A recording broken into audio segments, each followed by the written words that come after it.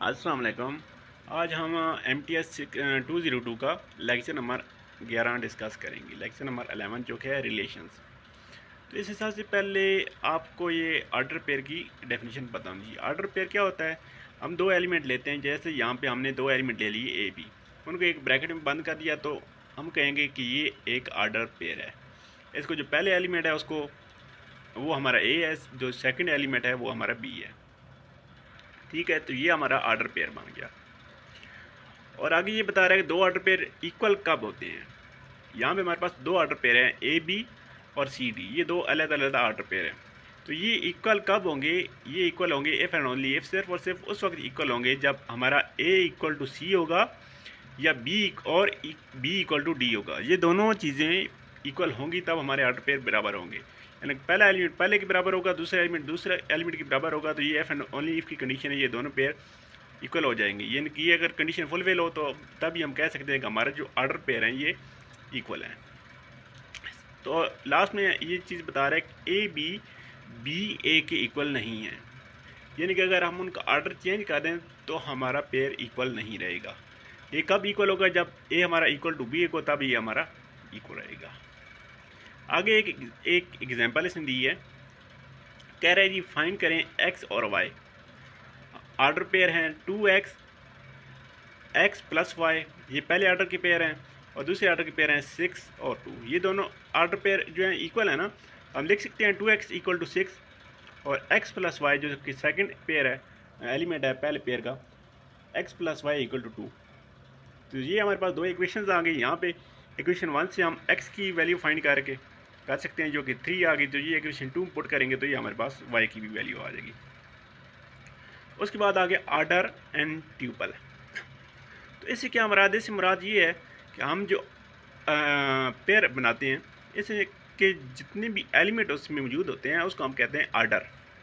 अगर दो एलिमेंट वाला हमारे पास पेयर होगा तो हम उसको कहेंगे 2 ऑर्डर ट्यूपल। 3 एलिमेंट होंगे तो हम कहेंगे 3 ऑर्डर ट्यूपल, और n एलिमेंट होंगे तो हम कहेंगे ऑर्डर एन ट्यूपल। उसके बाद एक और चीज़ है जी, Cartesian product of two sets. Cartesian product क्या है? अगर ए और बी हमारे पास दो सेट हैं तो उनका क्रॉस प्रोडक्ट जो है वो हम कार्टेशियन प्रोडक्ट उसको हम कहेंगे। तो ये किस तरह होगा? ये इस तरह होगा कि हम तमाम ऑर्डर पेयर बना लेंगे जिनमें पहला एलिमेंट ए का होगा और दूसरा एलिमेंट बी का होगा। तमाम एलिमेंट्स के लिए हम ये ऑर्डर बना लेंगे। और एक और चीज़ आपकी याद रखने वाली ये चीज़ है जी, अगर हमारे पास जो सेट ए है उसमें m एलिमेंट हैं, ठीक है, और जो सेट बी है उसमें n एलिमेंट हैं, तो ए क्रॉस बी में m क्रॉस n एलिमेंट होंगे। इसको एक एग्जांपल की मदद से समझते हैं। तो यहाँ पे देखिए हमारे पास इस एग्जांपल में हमारे पास एक सेट ए है और एक सेट बी है, और ए का एलिमेंट है 1 2 और बी का एलिमेंट है 1 A B C. A cross B क्या आ गया? 1a 1b 1c, 2a 2b 2c। और बी क्रॉस ए क्या आएगा? a1 a2 b1 b2 c1 c2। तो यहाँ पे देखें ए क्रॉस बी इक्वल नहीं है बी क्रॉस ए के। और दूसरी बात नोट करें, ए में एलिमेंट हैं, ए में के एलिमेंट कितने हैं? 2, और बी के एलिमेंट हैं 3। तो ए क्रॉस बी के एलिमेंट कितने हो गए? 6। 2 क्रॉस 3 इक्वल टू 6 आ गया। और ए क्रॉस ए में क्या चीज़ आएगी? 1 1 1 2 2 1 2 2। एक अपने ही एलिमेंट के साथ उनका पेयर बनाया जाएगा। यहाँ पे याद रखने वाली बात यह है जी, ए क्रॉस बी जो है वो बी क्रॉस ए के इक्वल नहीं होगा। ये तब इक्वल होगा अगर ए या बी में से कोई एक सेट एम्प्टी हो, तब हम कहेंगे ए क्रॉस बी इक्वल टू होगा बी क्रॉस ए के। एक और याद रखने वाली बात यह है जी, एक हम अगर क्रॉस प्रोडक्ट लेते हैं एम्प्टी सेट के साथ, या एम्प्टी सेट का क्रॉस प्रोडक्ट लेते हैं एक के साथ, तो वो एम्प्टी सेट ही आएगा। और एक क्रॉस बी का जो ऑर्डर है वो इक्वल होगा एक ऑर्डर क्रॉस बी के ऑर्डर के। उसके बाद ये Cartesian product of more than 2 element. तो यहाँ तक तो हमने पढ़ा, हमारे पास अगर 2 या 3 एलिमेंट हैं तो उनका हम ऑर्डर कैसे, कार्टेशियन प्रोडक्ट कैसे लेंगे। अगर इनका ज़्यादा हमारे पास एलिमेंट वाला एक पेयर आ जाता है, सेट आ जाता है, तो इसका हम सेम उसी मेथड से हम उनका प्रोडक्ट फाइंड करेंगे। उसके बाद बाइनरी रिलेशन। बाइनरी रिलेशन क्या है? अगर हमारे पास ए और बी दो सेट हैं, ठीक है, तो बाइनरी रिलेशन आर ए से बी भी हमारा कोई भी ए क्रॉस बी का सबसेट होगा।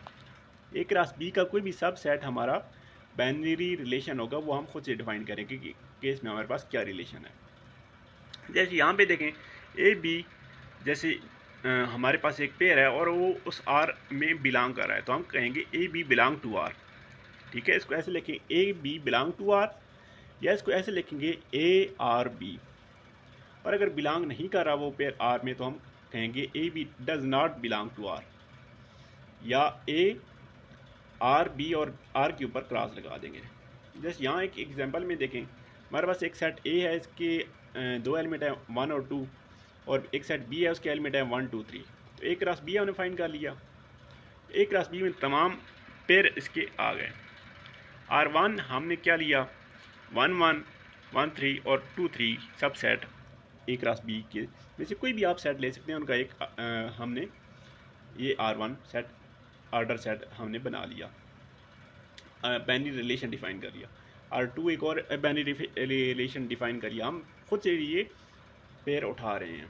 R3 इस तरह का लिया। R4 जो है वो ए क्रॉस बी तमाम के तमाम का प्रोडक्ट का ले लिया।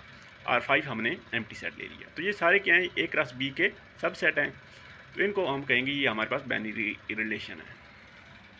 उसके बाद एक और चीज़ है डोमेन ऑफ रिलेशन। रिलेशन की डोमेन क्या होगी, हमारे पास जो सेट होता है ए बी पेयर होता है, ए बी हमारे पास जो पेयर होता है उसमें जो पहला एलिमेंट होता है वो डोमेन होता है। ठीक है, हमारे पास जितने भी पेयर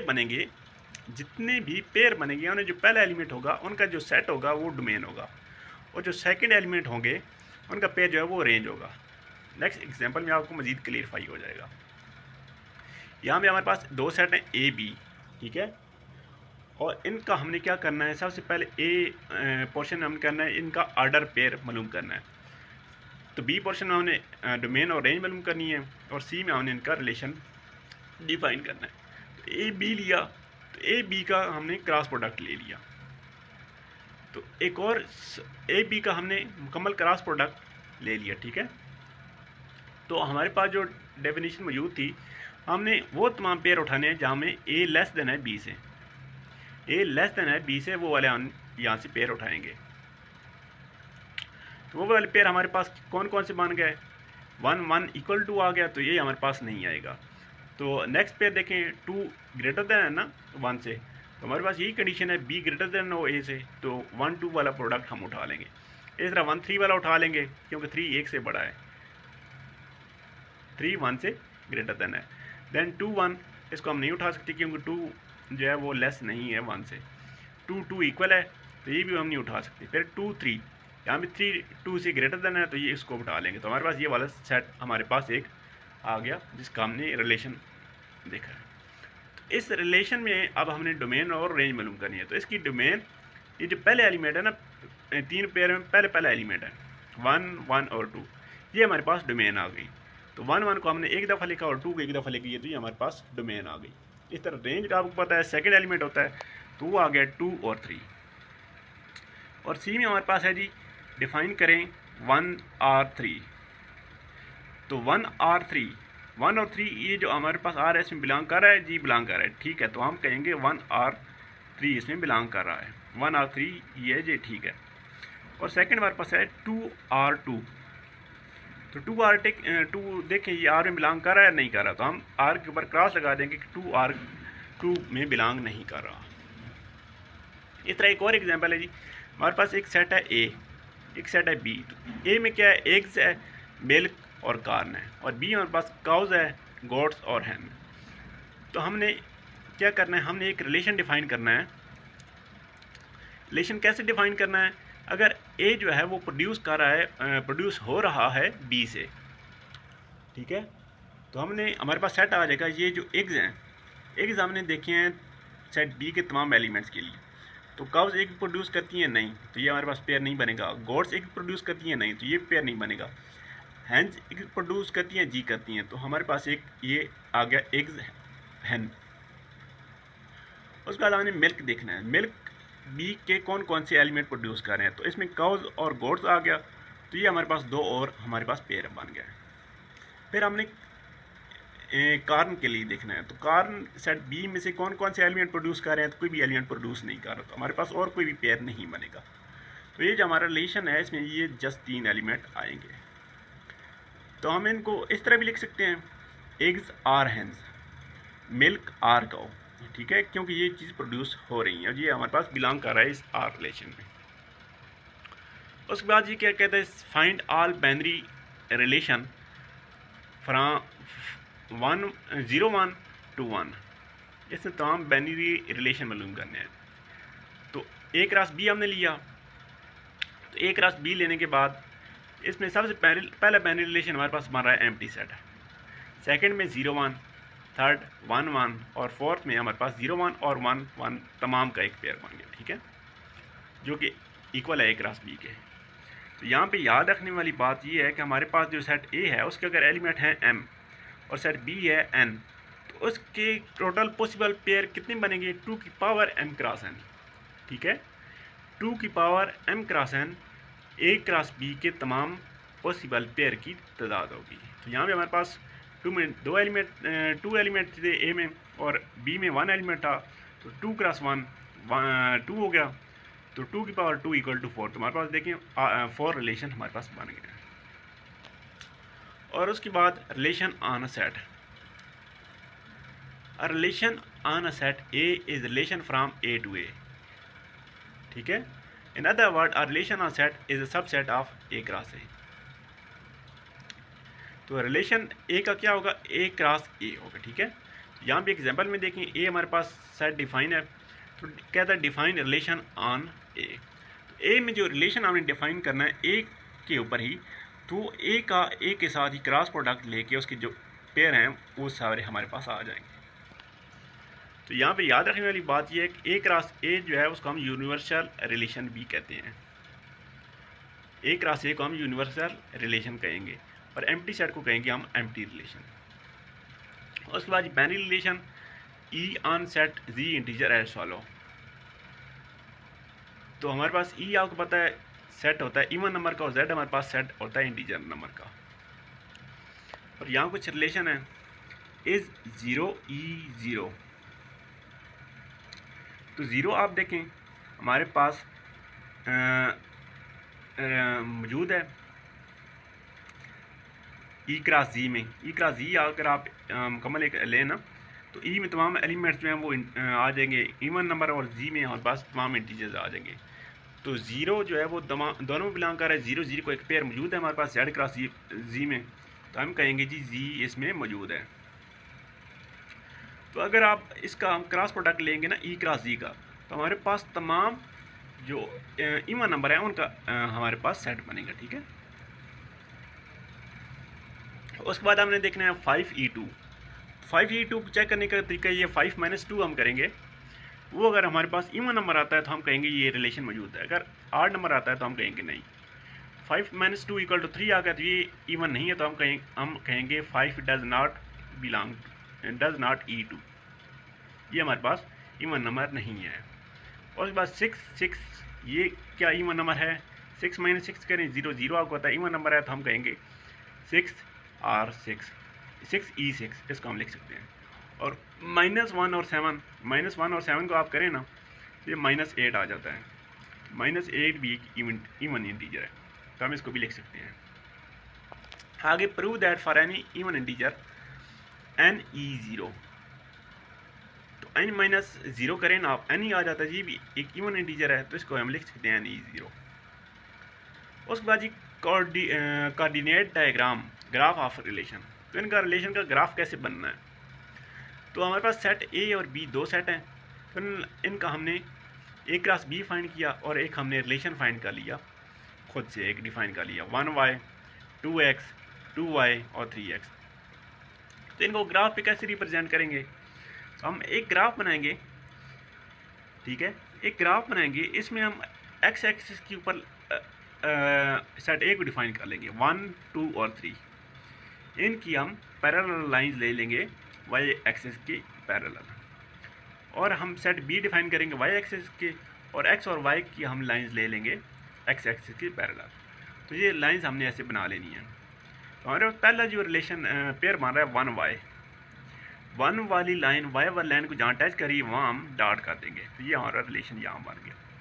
दूसरा हमारा रिलेशन पेयर बन रहा है 2x, 2 वाली लाइन और x वाली लाइन जहाँ पे इंटरसेक्ट कर रही हैं तो वहाँ पे हम डॉट लगा देंगे, ये हमारा यहाँ पे शो हो रहा है।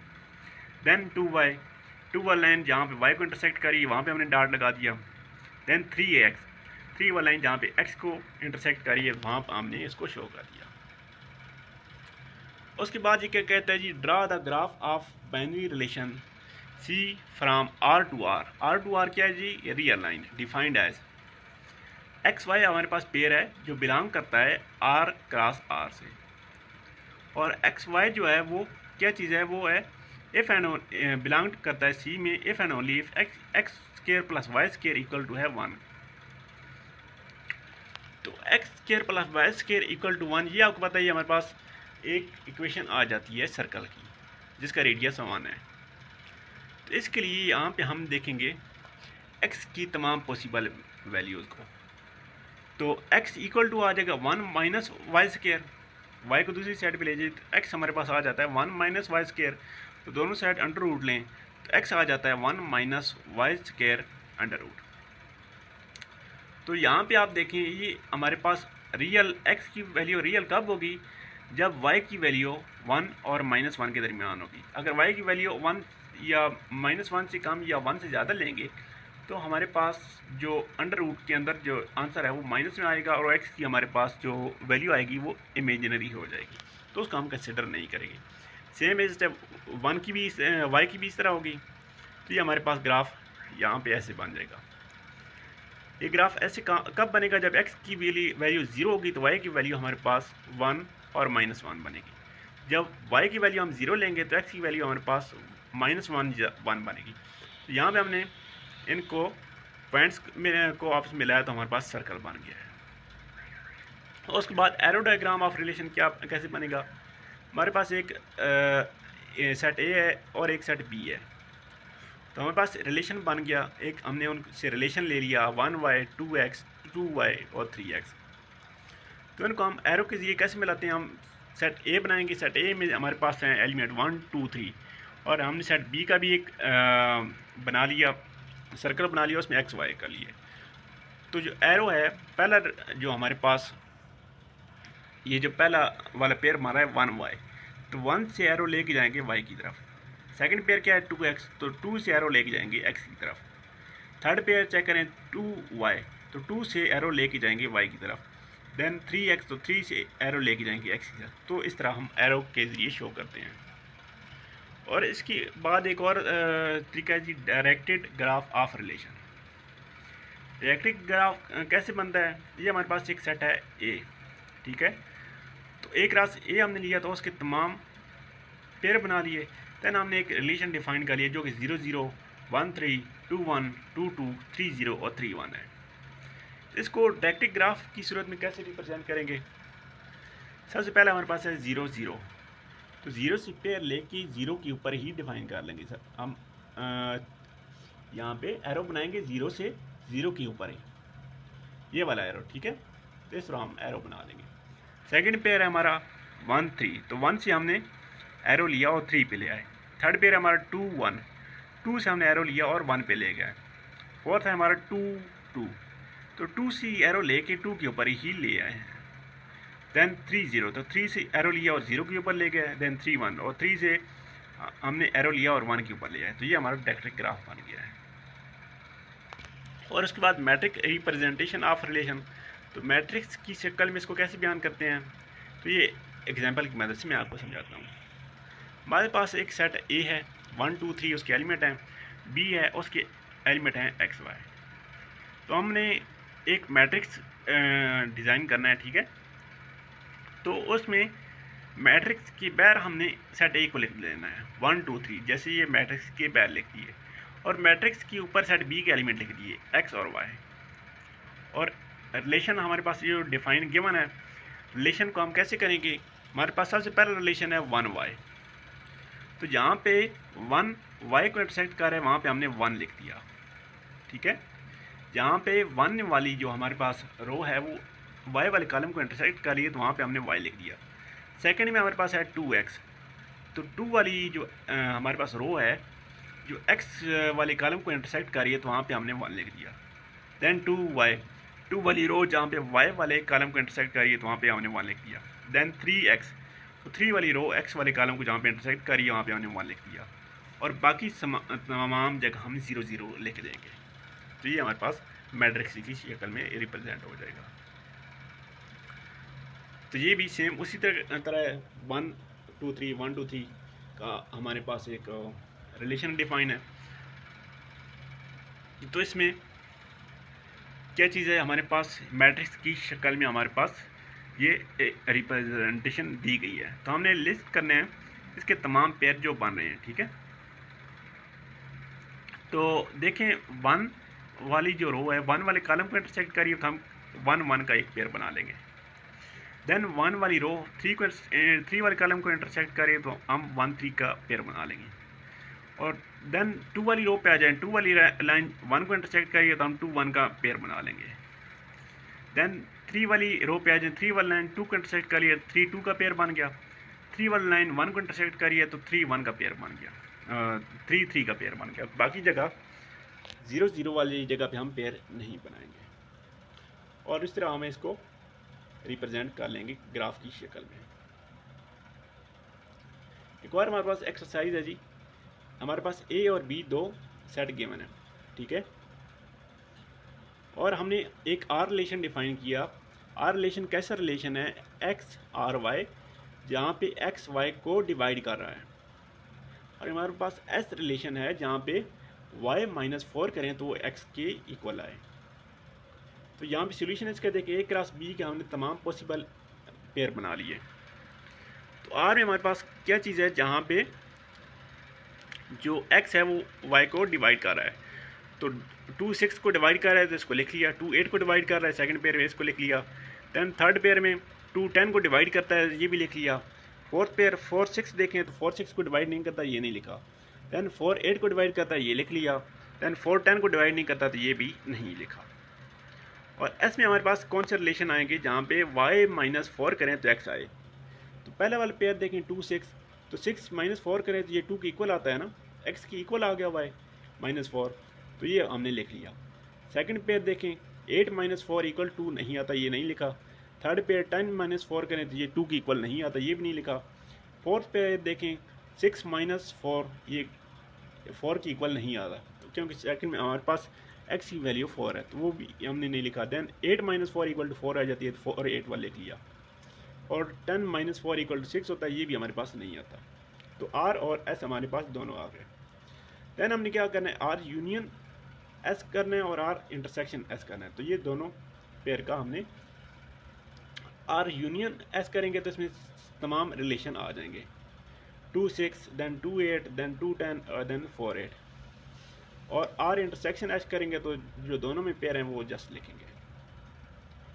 तो यहाँ तक लेक्चर 11 ख़त्म हो गया। लेक्चर 12 नेक्स्ट वीडियो में कवर करेंगे। थैंक यू, अल्लाह हाफ़िज़।